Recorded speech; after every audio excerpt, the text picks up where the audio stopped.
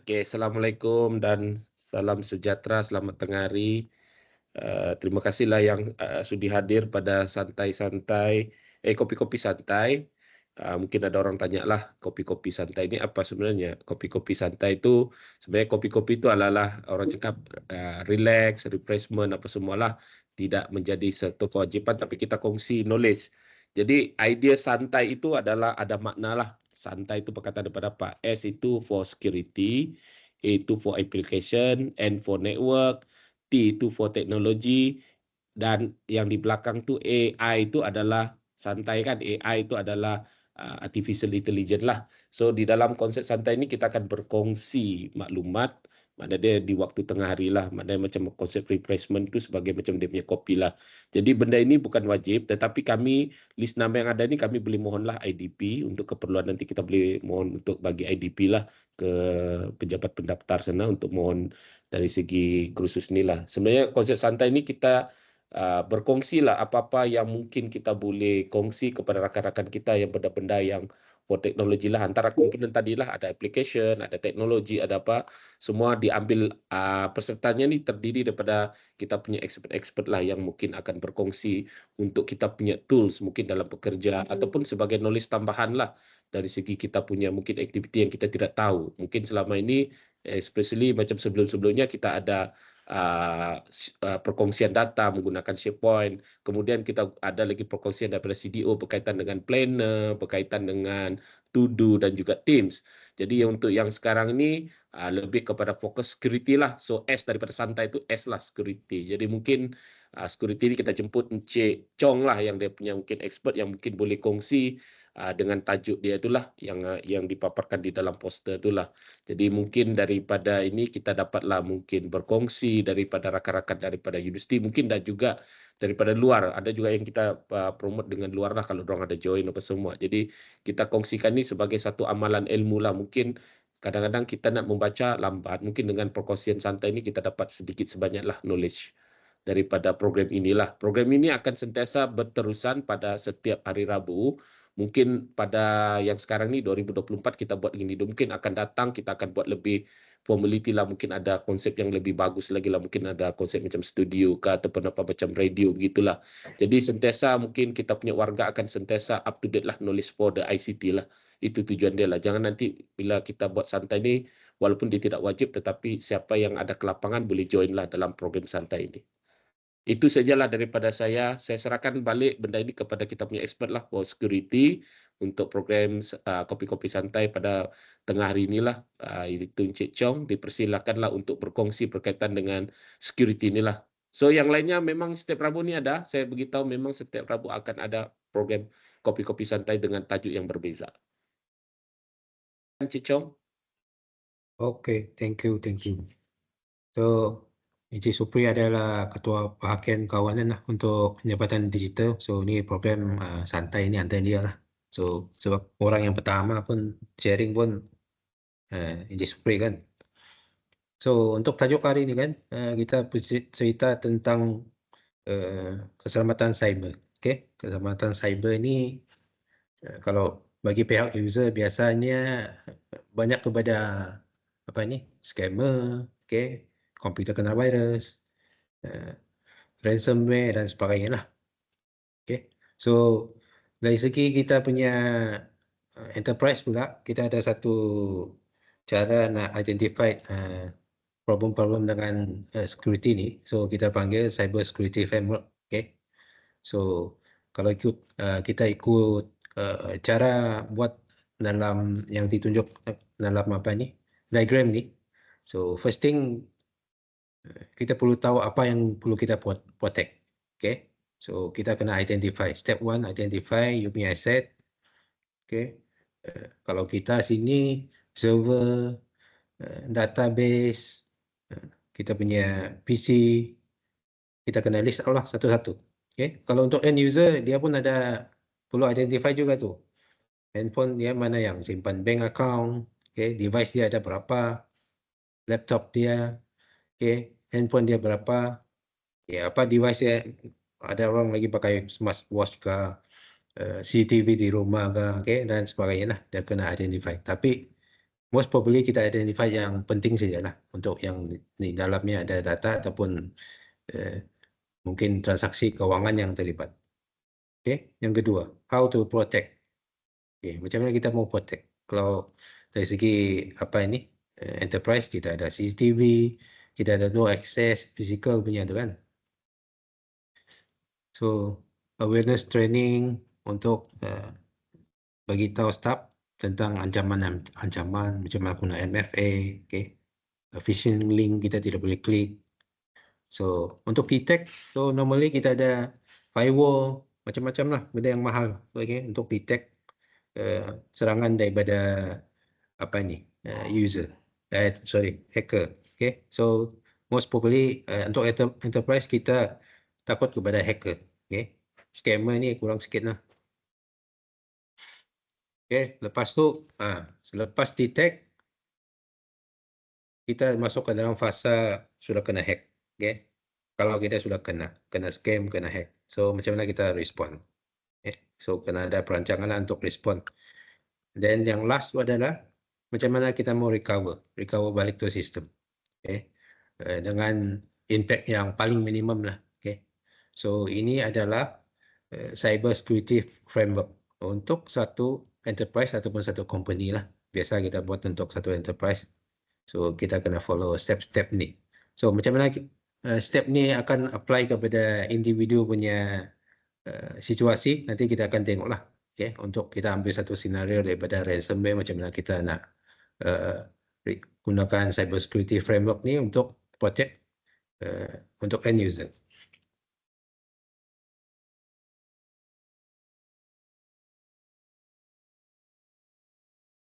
Okay, so kita akan buat sedikit sharing lah sebab ini berkaitan dengan end user punya environment ataupun kita punya staff ataupun student kan, insiden yang pernah berlaku pas 1 tahun lah. Okay. So yang pertama ni adalah kita guna software yang tidak tidak genuine. Okay. Kadang-kadang kita pergi download crack online, okay, keygen. So yang baru-baru ni kami detect keygen juga, tapi user ni beli daripada Shopee. Okay. Kita tahu di Shopee macam-macam ada dijual. Okay, so pernah juga saya beli account dari Shopee. So yang the first case tu adalah di mana ada 2 insiden lah yang kami detect. So yang first case adalah data leak. Student datang ke DTMK, dia cari pada sektor keselamatan. Dia bilang dia punya data ataupun dokumen semua tu kena publish dalam internet. Ada satu student punya assignment punya website tu. Semua dokumen dia, semua dia punya assignment, lecturer punya data, note, semua kena post di sana. Tapi bukan dia yang post. Okay, so dia suspect EMS ni berlaku data leak ataupun account dia kena breach. So bila kami semak dalam dia punya, tanya dia di mana dia simpan data. Okay, data dia simpan di iCloud. iCloud dia pakai iPad. So nota dia pun aplikasi yang dia guna pun yang iPad punya lah. Ada yang gunakan untuk catat nota tu.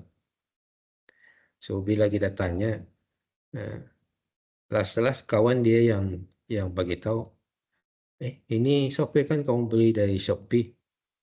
Okay, beli dari Shopee, dia minta orang dari Shopee tu remote ke dalam iPad dia tu untuk install tu software. So maksudnya dia sudah bagi akses kepada user lain lah untuk melaksanakan account dia tu bukan yang genuine, bukan yang dia beli, tapi dia sharing account dengan orang lain. So bila dia punya data sudah ada di cloud dan sharing access dengan orang lain, so automatically data leak ni anytime boleh berlaku lah sebab siapa-siapa pun boleh akses akaun dia tu. Okay. So insiden yang kedua adalah kami detect ransomware. Okay. Ransomware dalam PC satu orang staff. So bila kami pergi siasat, case-nya sama jugalah sebab dia mau gunakan untuk buat grafik kan, kita punya infografik dan sebagainya. So dia tiada akses kepada Canva, so dia cari alternatif. Dia dapatkan satu software yang buat infografik juga, tapi dia beli dari Shopee juga. Okay. So lepas tu installation dibuatlah oleh orang yang remote dari kedai Shopee sana lah. Okay. So seller sana tu memang dia memakai crack punya software, dan crack punya software datang dengan free malware, okay, ataupun free ransomware lah. Okay. So inilah case Shopee. So ini adalah ancaman yang jarang kita foresee. So hati-hati kalau kita beli software di Shopee ataupun kita download mana-mana software yang illegal. Okay.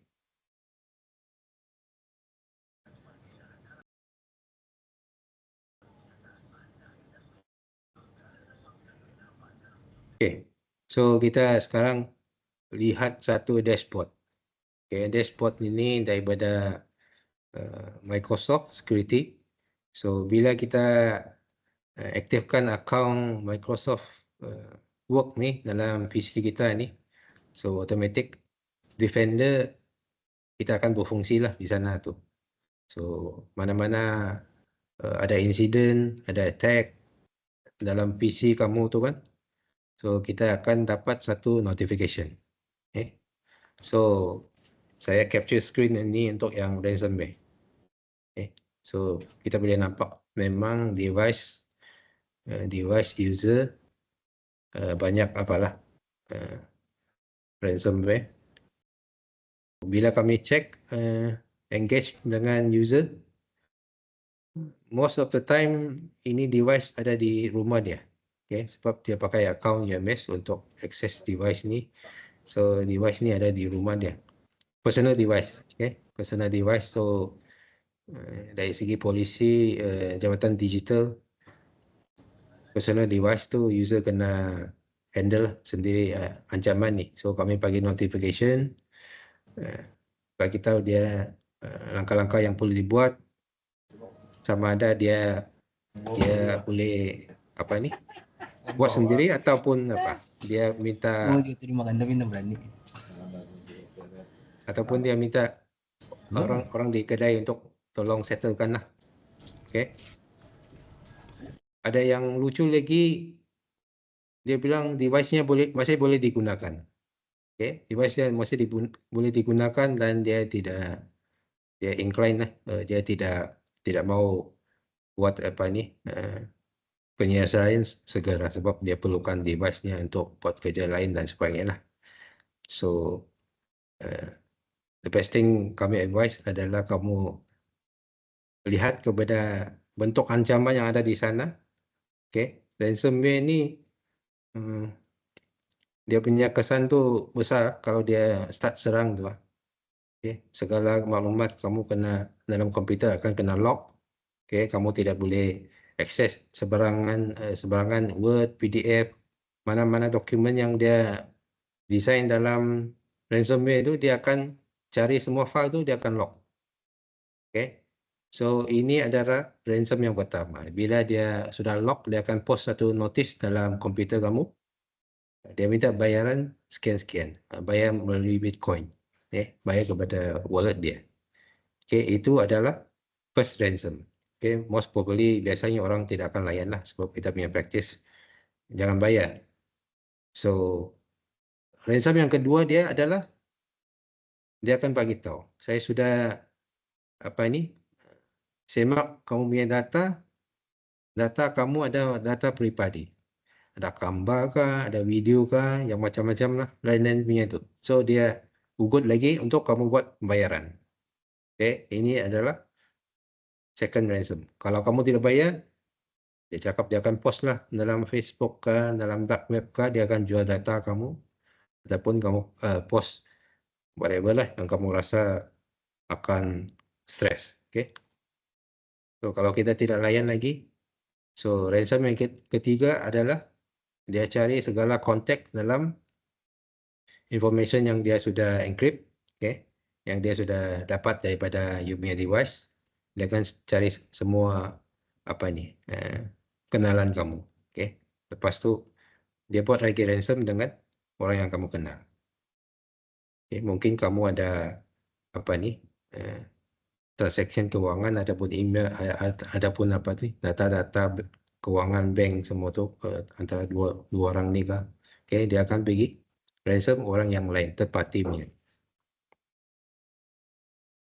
Okay, from time to time kami akan keluarkan notifikasi lah. Okay, ini adalah data insiden ransomware untuk 6 bulan yang lepas.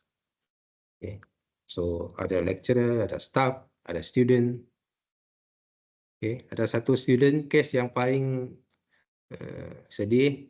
Dia sudah final semester. Okay, data dia last backup adalah 9 bulan yang lepas dan dia kena ransomware. Okay, datang ke sini, kami tolong dia untuk apa ini, untuk cubalah recover. Tapi memang kita tidak percaya lah sebab dia punya encryption tu mesti ada key dia tu. So ransomware dia pun yang latest yang dia kena, so kami pun tidak dapat buat apalah, tidak dapat bantu dia. So kami cuba recover dia punya Google Drive ataupun OneDrive punya data. Backup yang dia latest buat adalah 9 bulan yang lepas. So tiada harapan lah dia untuk graduate on time. Okay. Dia duduk sini sepanjang hari senyap saja. Tunggu kami bagi dia berita something good kah ataupun apakah, tapi berita yang kecewa saja lah dia dapat. Okay. Dalam PC dia memang ada satu notice ransomware. Okay. Dia beritahu kamu kontak saya melalui Telegram. Lepas bila kami kontak yang hacker tu, dia minta bayaran. Dia minta bayaran 50 USD kah? Memang tak silap. Kami minta diskaun. Apa yang dia balas adalah saya hanya adalah reseller ataupun apa. Dia bukan orang yang buat ransomware tu. Dia hanya ada orang yang tolong sebarkan ransomware. Okay? Di belakangnya ada company besar lagi. So dia hanya tukang sebarkan ransomware ni dan dia tukang kontak lah. Siapa-siapa yang kena bayar melalui dia dan dia minta key daripada company itu. Okay. So ransomware ini adalah satu bisnes lah. Bukan lagi macam zaman dulu kita kena virus, komputer kita rosak. Okay.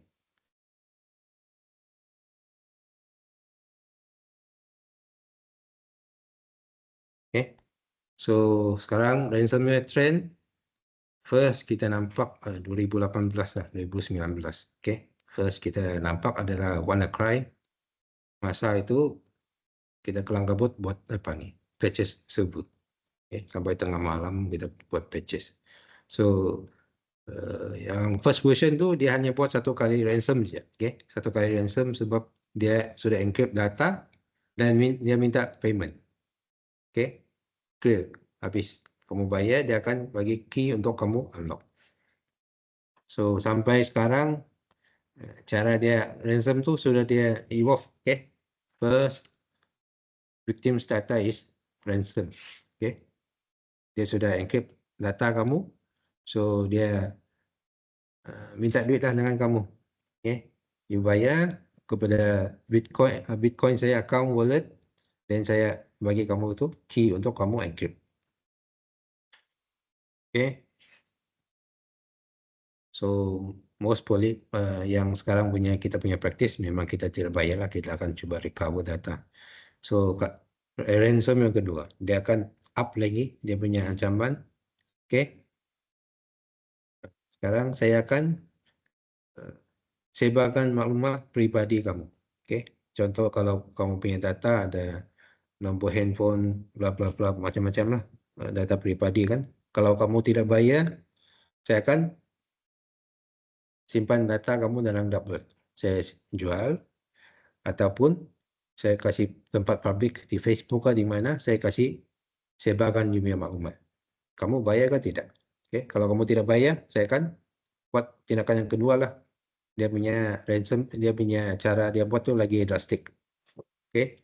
So sampai sekarang yang latest. Okay.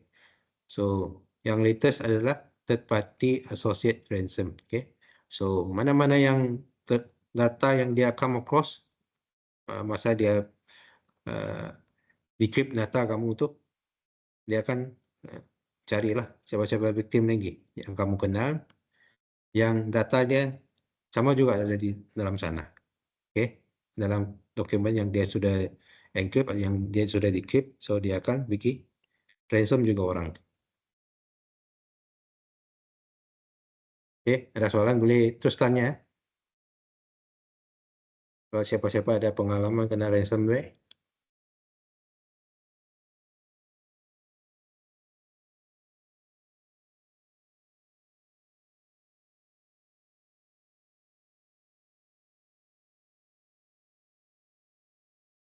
Okay. Ini adalah langkah-langkah protection daripada ransomware lah yang biasa kita tahu. Okay. So kita update software. So sebab ransomware ni biasa masuk daripada apa ni vulnerabilities dalam PC ataupun kita punya device. Okay. So kita kena update software ataupun OS kita sentiasa. Okay. So biasa OS setiap bulan 1 kali update.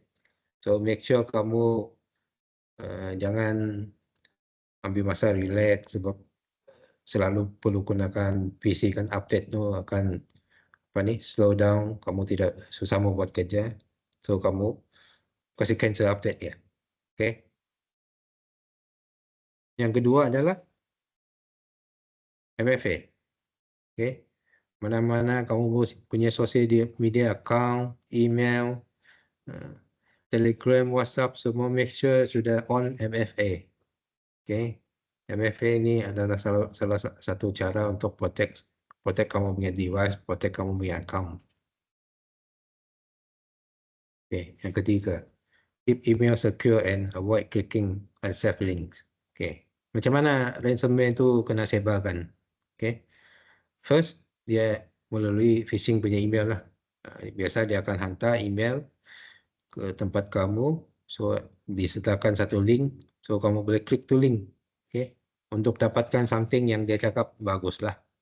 Okay. So biasa kita kalau nampak link-link ni yang tidak safe ataupun tidak genuine, kita tidak klik.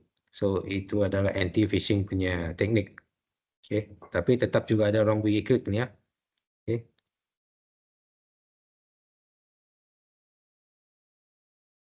Okay, yang cara yang kedua dia sebarkan adalah dia bagi kamu free software. Okay. Kalau kamu cari yang mana yang crack punya software, kamu akan jumpalah banyak kan yang ada keygen. Dulu kita zaman dulu kita gunakan key generator. Kita download yang original punya tu, lepas tu kita run key generator untuk dapatkan dia punya key. Okay. So kita masuk, so kita boleh running. So sekarang untuk handphone dia bagi pula APK. Okay, APK ni macam exe file. Bila kita run, dia akan boleh running dalam Android kita lah. So itu adalah kesilapan yang paling besar lah. Biasa orang kena scam duit semua tu sebab dia download APK file, dia install. Okay. So langkah yang keempat adalah kita install endpoint security. Endpoint security ni biasa kita panggil antivirus lah. Zaman dulu kita panggil antivirus. Okay. So antivirus ni make sure handphone ataupun PC kamu sentiasa ada. Okay. Kalau untuk PC Defender tu sekarang cukup kuat sudah. Kamu pun nampak tadi screen saya itu macam-macam dia detect. Okay. Okay. Kalau dia detect, dia akan block. Okay. So kami dapat alert juga. Walaupun dia block, kami dapat alert juga PC ini cuba execute ransomware punya software. Okay. So yang last sekali adalah untuk kamu backup file. Okay. Ini adalah cara untuk recover lah. Okay. So kita sudah kenal. So macam mana kita nak recover. Okay. Tiada cara lain selain daripada backup. Kalau kena ransomware, okay, tiada cara lain kamu recover selain backup ataupun kamu bayarlah. Okay. Kalau kamu bayar, possibility kamu kena ransom yang kedua ada, ransom yang ketiga pun ada. Okay. Dia bukan boleh ransom kamu satu kali je. Bila kamu beli key dengan dia, beli key itu kamu recover kamu punya dokumen, maksudnya dokumen kamu tu penting. Okay. Bila dia sudah dapat key, biasanya orang tengah tu yang sebarkan ransomware tu tadi kita punya yang kita cerita punya architecture yang case student tu, orang yang sebarkan ni dia sendiri pun tiada key. Okay. Kamu kena bayar dia dan dia dapatkan key daripada company. Okay. So bila dia dapat key itu daripada company, dia akan decrypt dulu. Dia tengok apa konten dalam file kamu tu. Kenapa penting sangat sampai kamu pergi bayar dia untuk recover data ni. So dia akan semak lah. Dia bukan straightforward bagi kamu tu key. Okay. So dia akan buka file semua kamu punya file, tengok mana yang penting, kenapa orang ni bayar. Okay. So dia cuba dapatkan ransom yang kedua. Okay. Yang ransom kedua ni dia masuk dalam poket sendirilah. Dia tidak akan bayar company lagi. Okay. So dia akan cuba ransom yang kedua dan ketiga.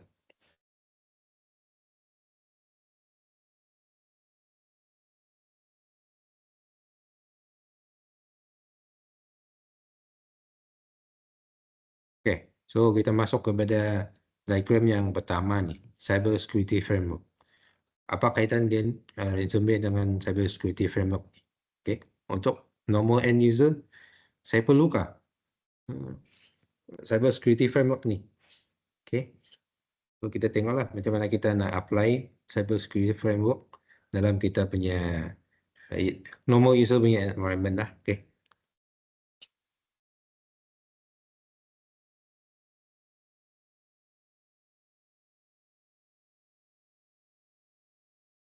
Okay. Untuk normal end user, so macam mana kita mau apply Cyber Security Framework dalam konteks ransomware tadi. Okay.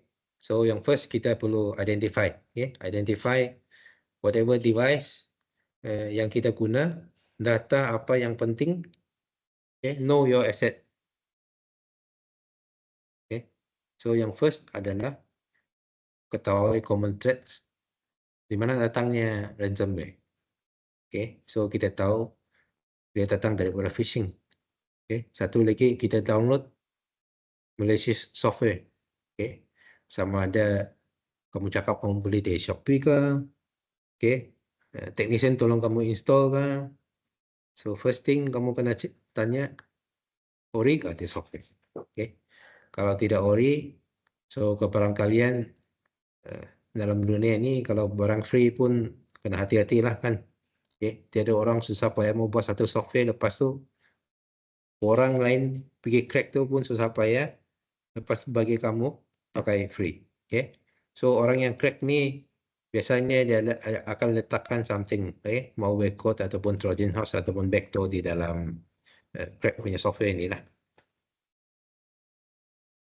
Okay. Sebab dia ni ada grup tertentu ni. Okay. So know your asset. So kamu ada berapa handphone, semua tu secure ke tidak. Okay. Bank account tu yang Maybank punya ataupun BOS kamu simpan di handphone mana. Okay. Kamu kena tahu yang handphone tu secure ke tidak. Okay. Kamu punya anak pakai ke tidak yang kamu punya handphone yang ada account bank. Okay. Ini ada kawan sebelum ni ada share satu video di mana keluarga dia ada kan kehilangan semua duit, okay, dalam account dia sebab anak dia pinjam handphone bapa untuk main game. Dan masa main game tu ada orang send dia link, suruh klik. So, lepas klik dia download satu apps tu, lepas tu habislah semua duit dia, bapa dia. Okay. So bila orang dewasa dia tahu cara protect, tapi budak-budak bila kamu pinjam dia handphone dia pakai main game, so di situ lah dia kena. So kedua adalah cara kamu protect your main device. Kalau ada untuk handphone, sudah kamu enable dia punya thumbprint ke, okay? Sudah enable face recognition ke, sudah enable PIN ke. Lepas tu MFA. MFA ni nak make sure account email kamu sentiasa tip-top, ataupun sosial media kamu tu memang genuine lah. Kamu saya punya device yang boleh login. Okay? Okay. Cara kedua untuk protect adalah update software ataupun update OS dalam PC dan Android. Okay. Ini biasa kita update OS tapi application tidak update. Okay. Biasa kita begitu. Kita suruh Windows update. Okay. Kita Windows update, Windows akan update OS dia. Tapi kita lupa yang Chrome, Mozilla, Microsoft Edge, semua tu pun perlu update lah. Okay. Even 7-zip, WinZip, itu pun ada vulnerability. Okay. So, hacker ni dia cuba-cuba nasib dia tu. Dia bagi satu link, mungkin link tu cuba nak menggunakan vulnerability pada 7-zip. Okay. Tapi ngam-ngam kita ada install 7-zip di sana, maka dia boleh running lah melalui vulnerability di 7-zip sana tu. Okay. Ataupun dalam Mozilla, lama kita tidak update the browser. So, automatic bila kamu visit satu website yang ada script untuk exploit vulnerability pada Mozilla Firefox, jadi automatic kamu punya browser pergi download lah itu software. Okay. Mungkin dia pergi install plugin, lepas tu dalam browser dia akan monitor lah you punya bank account password. Okay. Dia akan hantar balik kepada hacker tu. Okay. So untuk protect, yang last adalah regular backup. Okay, make sure kamu sentiasa backup lah you punya data mana yang penting. Okay. Once kamu kena ransomware, tiada sudah chance kamu untuk recover. Kalau kamu lambat 1 bulan backup 1 kali, maka data kamu akan hilang lah 1 bulan. Okay, yang ketiga cara detect. Detect kita macam mana kita detect? Mungkin kita dapat tiba-tiba ada SMS masuk. Account Anda akan di-charge berapa RM berapa. So, itu adalah alert. So, kita kena tahu kalau bukan transaction yang kita buat, so kita kena alert lah dengan dia punya notifikasi daripada bank lah, di mana-mana kah. Okay. So, install security software. Antivirus tu mesti install. Okay. Untuk kamu detect malware. Okay. Tidak cara lain lah. Kalau kamu tidak install security punya software, mustahil kita boleh guna mata manusia tengok dalam OS tu, kita run command tengok apa yang tengah running di sana. Okay. Sebab antivirus tu detect daripada pattern-pattern, mungkin file yang sama tapi patternnya lain. Okay. So malware tu hijack to process.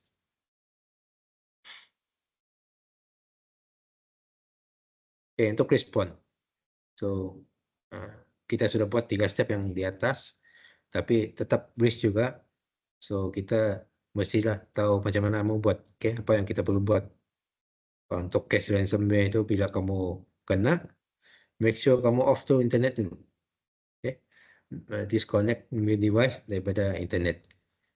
Lepas tu, cuba tengok apa lagi yang boleh di recover di sana. Okay. Biasanya dia ambil masa sikit tu, ataupun dia ambil processing power yang sangat tinggi untuk encrypt kamu punya file-file. Okay. So, kamu putuskan internet, lepas tu cuba tengok apa lagi yang tinggal di sana. Okay.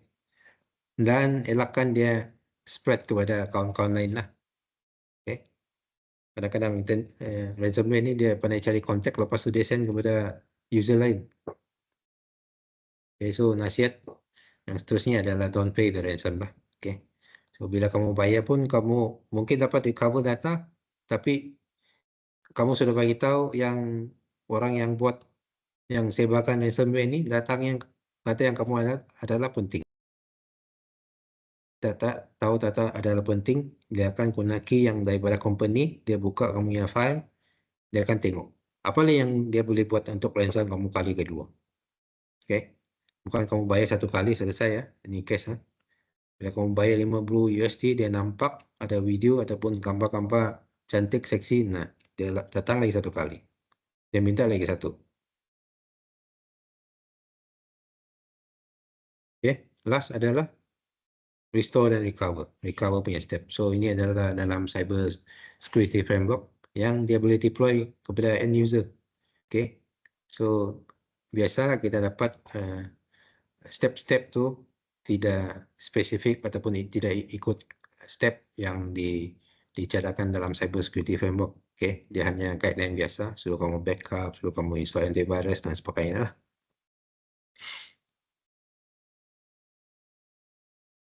Okay. Lepas kamu format, lepas tu kamu restore, update semua PC. So, kamu tengok balik. Okay. Apa yang kamu learn, lesson learn case ni. Learn, improve, dan share. Share dengan kawan, apa yang kamu kena, macam mana kamu kena. Okay, supaya orang lain tidak ulang kamu punya step lah. Kamu punya kesilapan.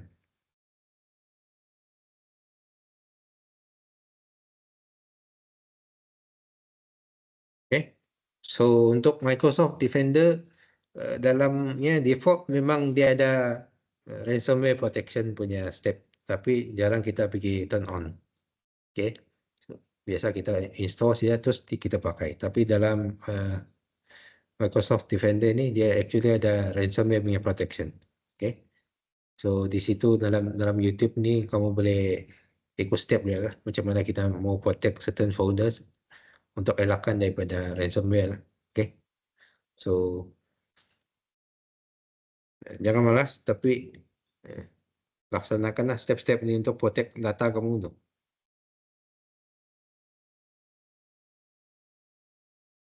Okay.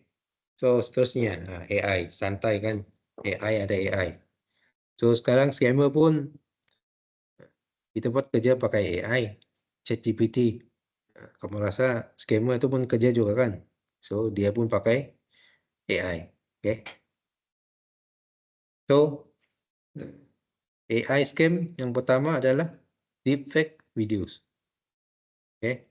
So dia boleh generate video, okay, untuk ataupun impersonate, dia jadi Anwar ke apakah, dia buat satu statement di sana. So dia sokong investment ni dan sebagainya lah. Biasa orang ambil video ni untuk convince orang untuk buat pelaporan dalam skim-skim ni cepat kaya. Oh, ni Mahathir pun ikut. Dia pun cadang, okey, kita sokong semua pelaporan jenis ini. Memang menguntungkan apalah, okey. Yang kedua adalah voice cloning ataupun deepfake untuk voice lah. Okey. Selalu kita tinggalkan video ataupun gambar kita ataupun voice kita dalam social media. Okay, kita post pakai voice recorded voice dan send sama kawan, okay, untuk social media dan lain-lain. So kita ada deepfake, audio deepfake juga. Terus kan untuk cloning satu suara saya boleh jadi perempuan, okay. Suara saya boleh jadi Elon Musk, okay. Bila saya cakap keluarlah suara Elon Musk, okay.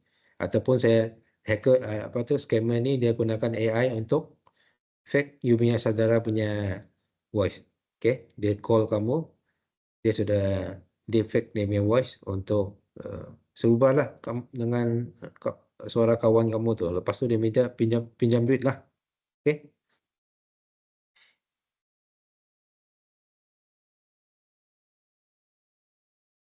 Okay, yang ketiga adalah AI virtual kidnapping.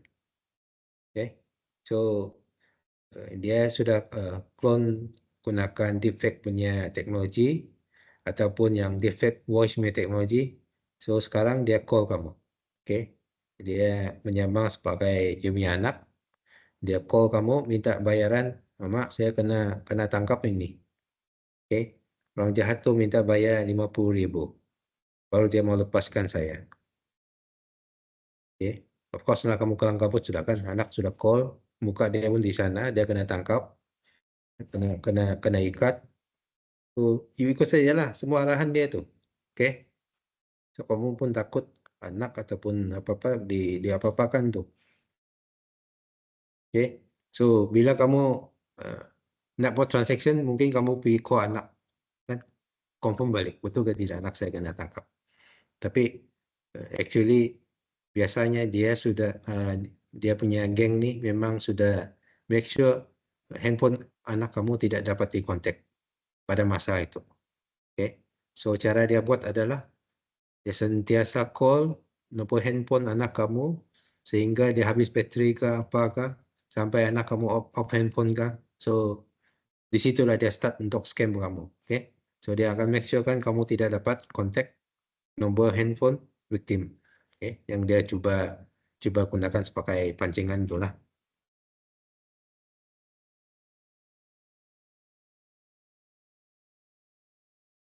Okay. So saya share lah satu yang ni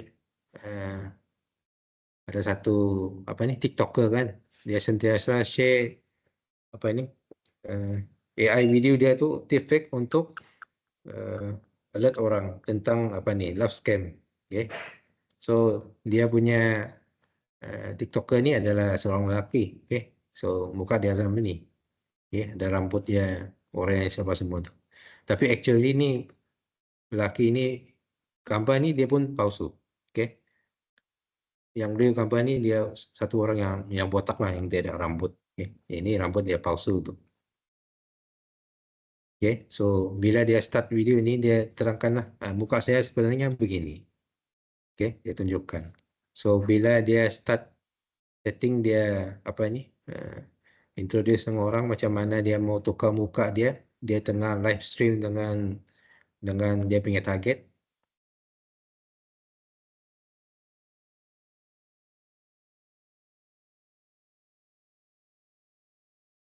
Gambar di bawah adalah muka dia apa ni video original dia lah, so call lah, tapi actually muka dia ni apa ni rambut dia tu pun botak tu, tidak ada rambut ni.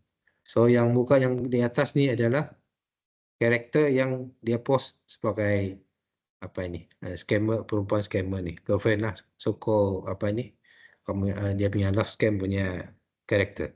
Okay.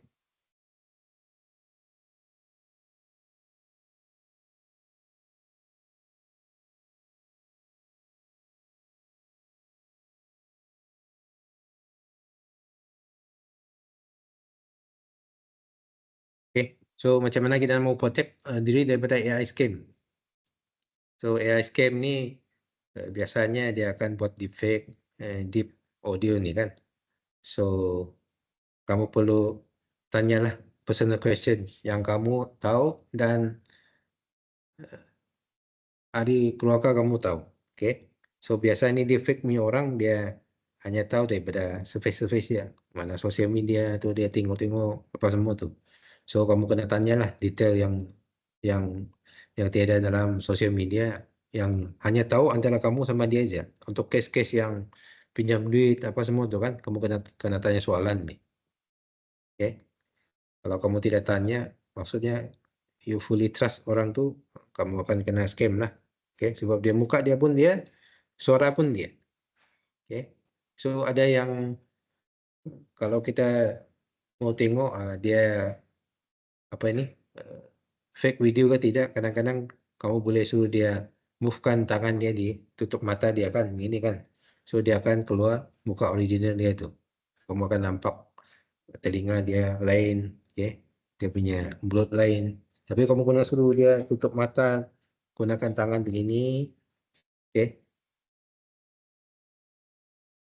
So yang kedua, cara kita nak elakkan daripada AI scam ni adalah kamu kena hang up lah, okay? Hang up tu phone dan call back balik orang yang original. Okay. Cuba call back orang yang original. Jangan melalui phone number yang apa ni scammer tu guna. Okay. So you kena verify balik. Betul ke tidak? Ada orang call kamu daripada company tu ke ataupun apa? Okay. Daripada kawan.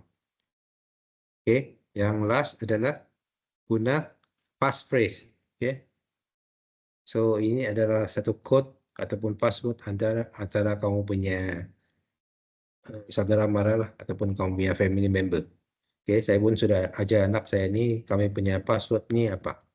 Okay, kalau ada apa-apa, nak orang minta saya datang minta duit ke, pinjaman duit ke ataupun apa kan, kamu tanya tu password kita tu apa. Kalau saya tidak boleh jawab tu, muka saya tidak boleh jawab, muka yang saya dalam phone call tu tidak boleh jawab, itu jangan layan lah. Okay, so ini adalah cara kamu protect daripada AI scam. Okay, kamu ingat 3 ni, so tanya soalan yang apa ni detail, yang imposter tu mungkin tidak tahu. Okay, kedua, hang up ataupun call back. Okay, gunakan phone number yang kamu tahu. Okay, tentang orang tu. Yang ketiga, kamu kena ajarlah diri kamu punya family member untuk sediakan satu passcode, okay, ataupun passphrase yang hanya kamu tahu, orang lain tidak tahu. Okay, seterusnya kita tengok benda yang apalah sedih, apa yang berlaku dalam dark web. Okay, so ini adalah screenshot yang saya capture daripada apa ni, satu external threat management punya tools. Okay, di situ tools ni dia dapat collect info-info lah user kita yang sudah, data yang kita tengah kena jual dalam dark web.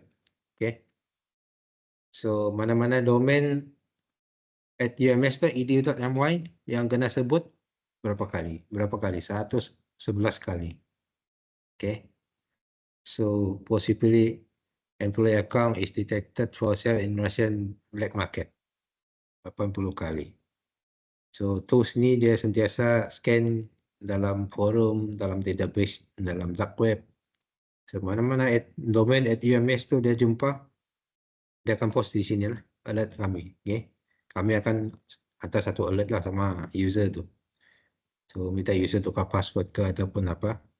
Oh, tapi since kami sudah aktifkan MFA untuk email account, so walaupun user dapat password tu, dia pun tidak boleh akses lah email kita. Okay, kita tetap perlu tukar juga lah. Kalau tidak, balik kamu punya account nanti kena lock oleh Microsoft. Sebab sama ada dia salah akses, lepas tu dia Microsoft akan count dia punya access error, lepas tu dia akan lock kamu punya account selama 10 minit, begitulah.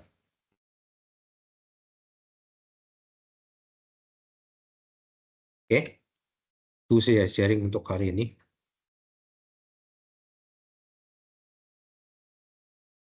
Memang ancaman cyber ni real dan kita tidak boleh sentiasa berasa nasib baik kita tidak akan kena serang. So cuma masa saja bila kita akan kena. Okay, saya pun pernah kena, saya punya credit card kena guna untuk beli barang. Okay, saya pun tidak tahu puncanya dari mana. So jadi sekarang saya punya bank account, mana-mana saya punya credit card, semua hanya boleh beli barang di local saja. Overseas punya tu semua saya disable. Okay, so di dalam bank account ni dia boleh buat setting. So biasa hacker ni dapat ni, bukan hacker tu yang guna kamu punya credit card, dia akan kumpul, lepas tu dia jual dengan third party. Okay, third party ini akan gunakan maklumat yang kena hack bank account ni untuk membeli barang di luar negara. Okay, so first protection tu saya buat tu adalah saya limitkan saya punya akses untuk beli barang di luar negara. Okay, so bila dia kalau perlu saya beli, baru saya on balik. Okay, walaupun susah sikit, tapi dia salah satu cara untuk protect kamu punya apa ini daripada transaction yang berjalan.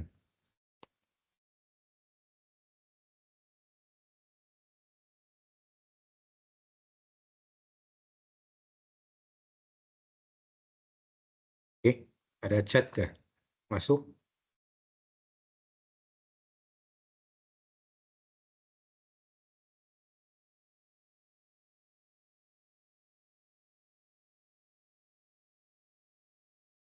Okay, mungkin lepas ni kami tim keselamatan akan share lah, buat sharing lagi macam mana kita mau aktifkan apa ni ransomware protection dalam Microsoft Windows. Okay.